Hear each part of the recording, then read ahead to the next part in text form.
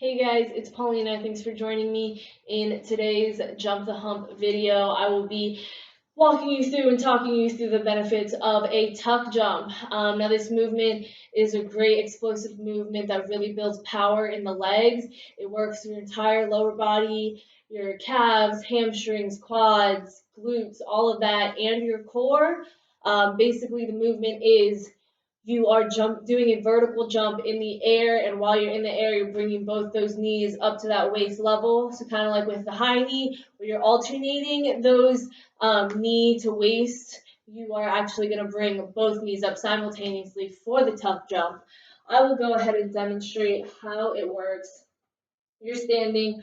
We're going to jump up and bring both the knees up to waist level, just like so, making sure when you land, you want to land softly. So since this is such a powerful movement, when you land, you don't want to land wrong or it's going to be a very bad impact for your lower body, since the entire lower body will be what absorbs that shock. So a good way to prep for a tuck jump to make sure that you're able to do it is actually to start with some box jumps and some depth jumps. So for the box jump, you'll have a stool or chair or box. Well, I don't recommend a chair, but step or box, and you're just getting ready to jump up and land nice and softly on your feet.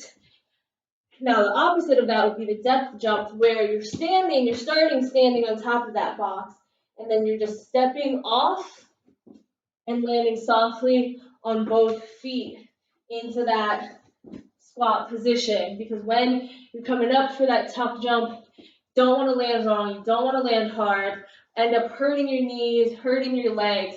So you want to make sure you progress that properly. Also, when you were starting out with the tuck jump, you don't want to just roll them out back to back. You want to make sure that you're proficient in them and that you kind of give yourself enough break in between them while you start off doing them. So I suggest adding a movement or two in between that workout or that movement. So maybe you can do a squat first and then come up to that tuck jump and then come back down to that squat and then another tuck jump.